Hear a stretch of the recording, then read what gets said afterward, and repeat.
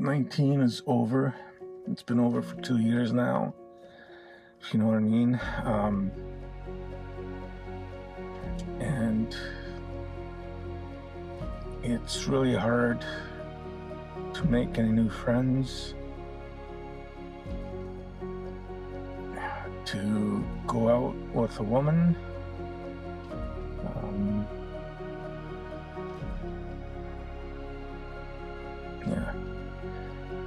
In November 2024, I lost my left leg below the knee, so now I walk with a prosthetic. So right now I see myself being very, very alone. I don't see the possibility of dating. It's very hard.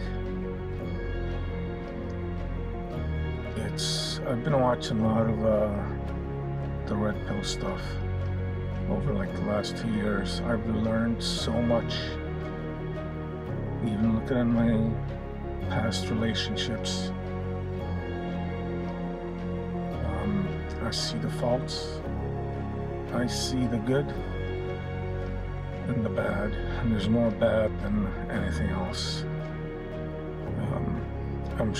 I'm positive there are good women out there. I truly believe that, but they are far and few between. Especially in the West here, in Canada, the States. I see it in England as well.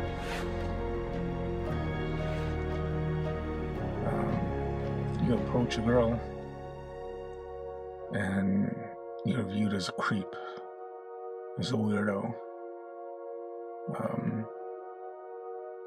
On the dating websites, of the last dozen women I've talked to, the first 6 wanted to,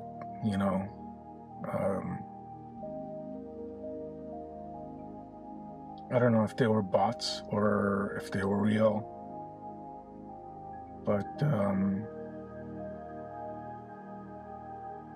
they were just first 2 minutes of interacting. It was want to come over and have sex.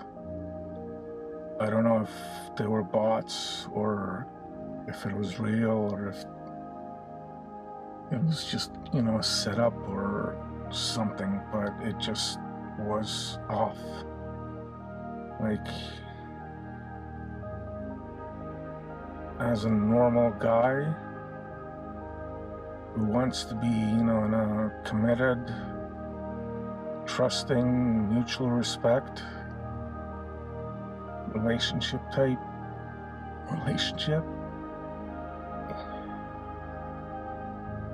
going out with women like that, like, no,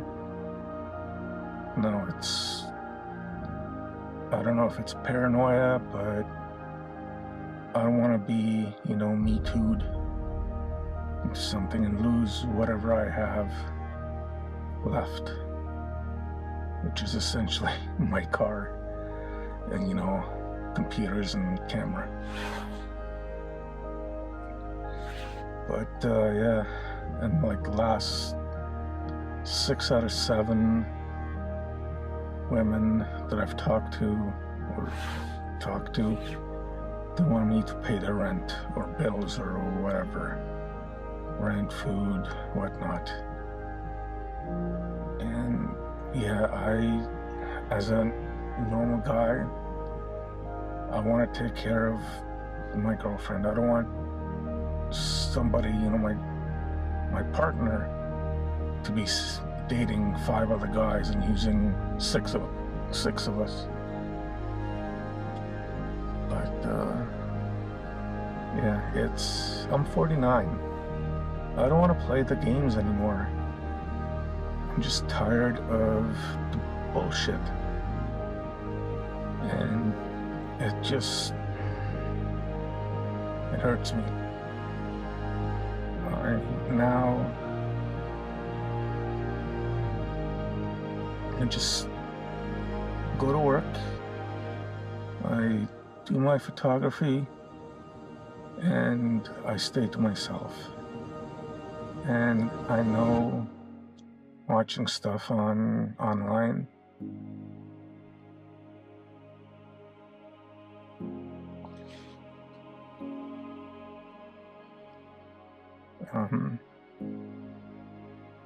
I know I'm not the only one dealing with this. And I know there are other guys that are dealing with the same exact shit.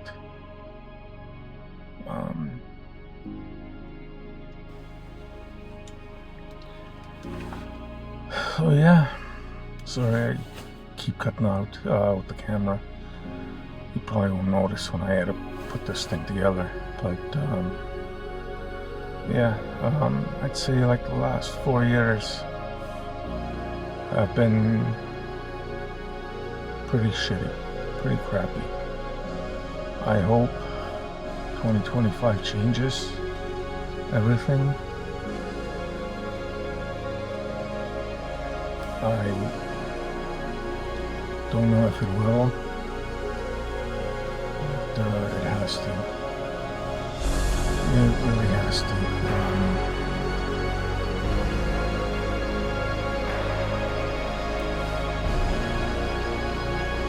It's gotten, and I see it like everywhere, it's gotten really, really bad. I don't know if it's going to get any better anytime soon. I am optimistic that it does. I hope that it does. But I've been doing IT since 2000, 2001, actually January 2001. I started working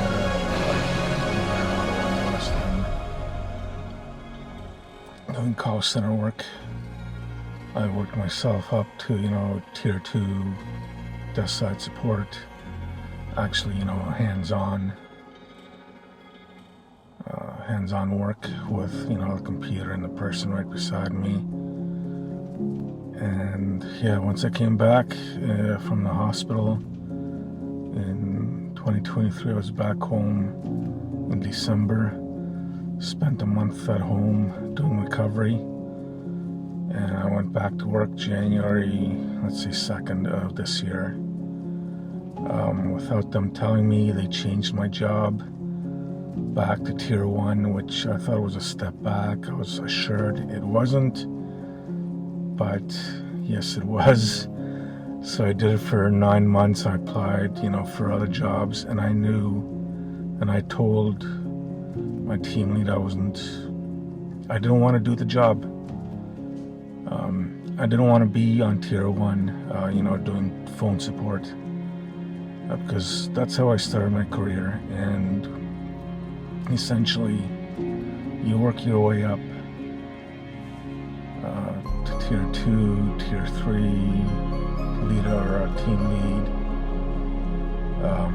I like doing the tier 2 stuff hands-on. I never wanted to be,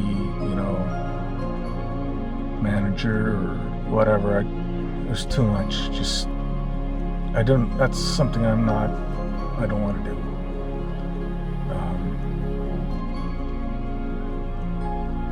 But yeah, and I told my team lead that I didn't want to be on tier 1 or more hands-on, dealing with people, as much as I want to be alone and do my own thing. But yeah, and I knew back in April that I wasn't gonna last at this job. Because in March I had to go back to the hospital to essentially learn how to walk again. So I brought my laptop with me, my work laptop. I did my physio, worked for a few hours, did physio again, and then worked again. I did the best I could. I talked to my team lead. He said, well, you might as well, take care of your health first. But I had to work. I had the time. I had the ability. But I was back in the office in April of this year. And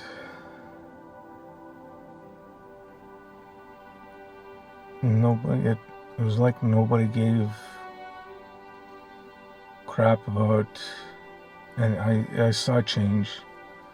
Nobody gave a shit about anyone else. They screwed a few people over. I saw it. One guy, he was on helping the VIP stuff, doing the VIP, brand new out of school, no experience, nothing. They kicked him out of that position to just handle the door at the office where people came in with their laptops and phones, whatnot, to get fixed. So they essentially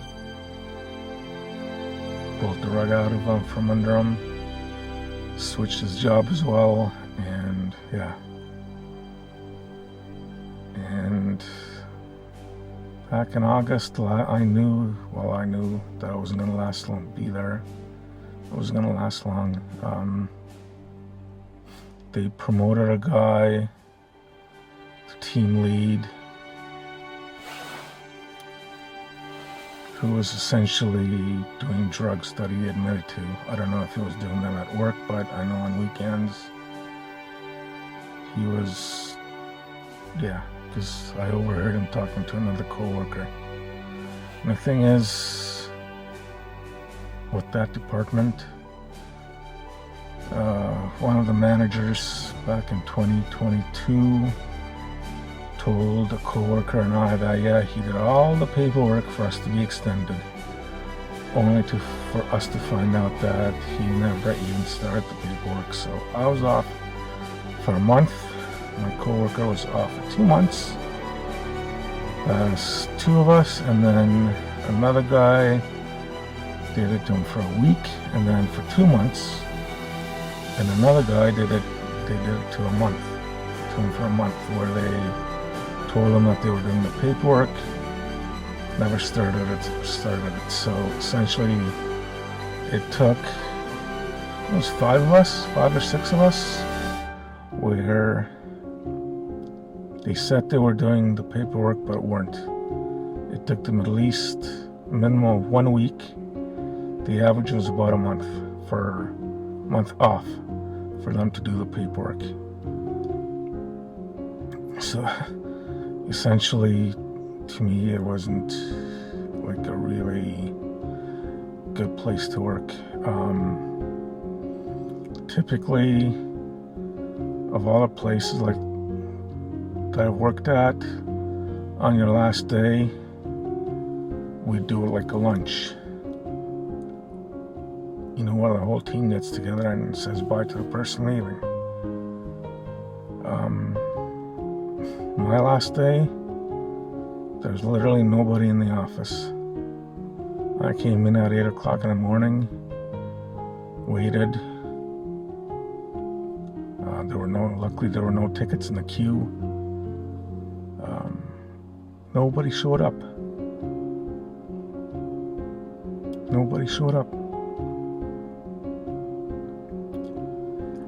I left at 10 o'clock in the morning without saying goodbye to people that I worked there with for at least 3 years. And there was nobody. I've been in contact with one guy that they did the exact same thing to that they did to me.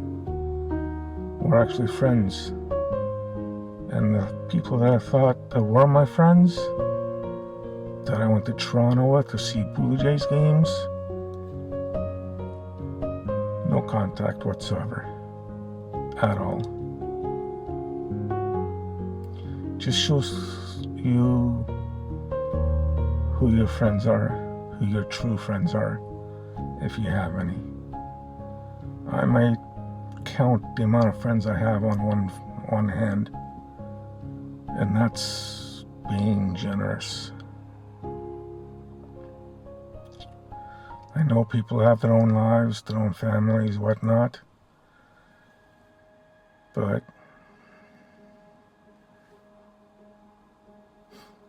it's changed. It's definitely changed. Like the last 4 years, 5 years, it's gotten so bad. The only thing that has kept me going is my photography and doing videos. And I started my YouTube channel, and I'm kind of hoping, if you're still watching, subscribe and watch. That's all I ask of anyone now. I don't know, I've been looking for a job since September. I've been submitted 3-4 times maybe, and for a job with the government, and no, I either have too much experience or not enough. And remember, I was making $25 back in 2006 to like 2015 when I went up to like $28 an hour. Right now, what I'm seeing is $18 an hour up to $24 an hour with the government or in the private sector. I make really good money with the feds, more than most people, more than most of the majority of the people of this country. I had benefits, luckily, to help me with my prosthetic, to help me with my medication, whatever I needed. I was lucky to have that, and most people don't. I appreciate what I have. I think my problem is that I'm too loyal to people, to the job, and it's not worth it. I'm 49 years old. I've always been too loyal. I always try to, take care of somebody else. It's time to take care of me. So, I'm not asking for pity. It's not a pity party. I'm not asking, for people to feel sorry. I just want to be happy. And the only thing that's made me happy is doing photography, shooting video. I make half decent money with my photography, selling stuff. And that's all I ask. I'm not asking for people, to give me money hand over fist. I just want people to buy my stuff. That's all I ask. I think probably in January or February, I know I'm going to have to head out. I have to head out west. I'm going to need to be in Calgary. Out in the mountains. That's the only place that I've ever truly been really happy. Was with my camera in the Rockies. So yeah,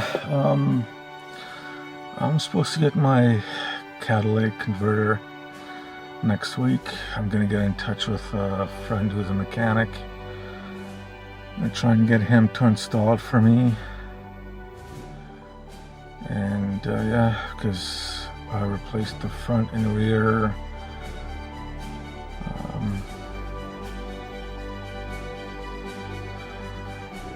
what are they?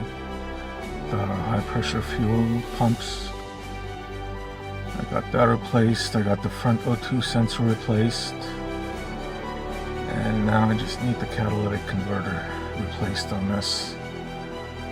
I was gonna buy like a Dodge Caravan, for $5,000, but I owe too much money on this thing.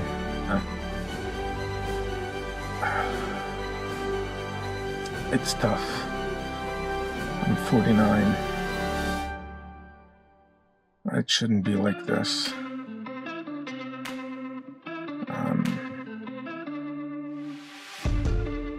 I know I'm not the only one struggling.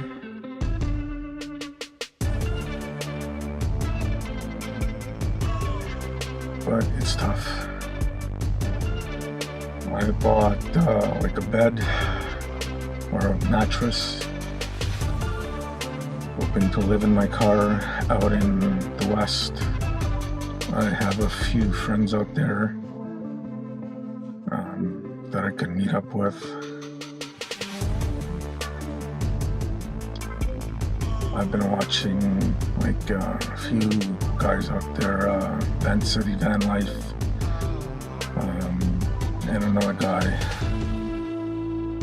Bruce Jr., Van Jr. something, that Van City Van Life featured once, and they're out in the West Coast.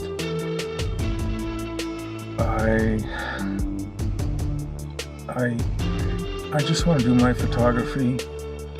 Hope to make, some money with it to support a lifestyle that I can be happy in.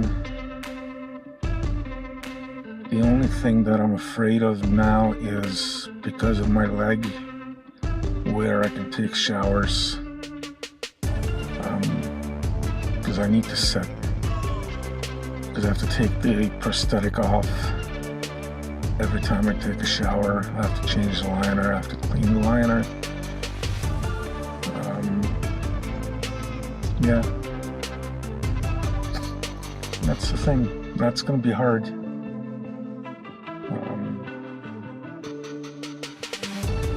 I don't have anyone I can talk to. I have no one. That's the hardest thing. But I have to make it.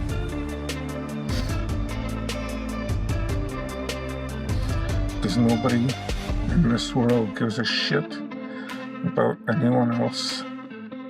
It's on me. It's on me.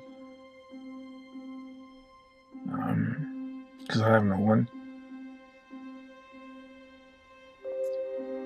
Yeah, like I said, I don't want this to be a pity party. I just want to do my photography, shoot videos, put them up on the agencies that I sell them with, and hopefully people will buy them. People will buy my photography. People will buy my videos.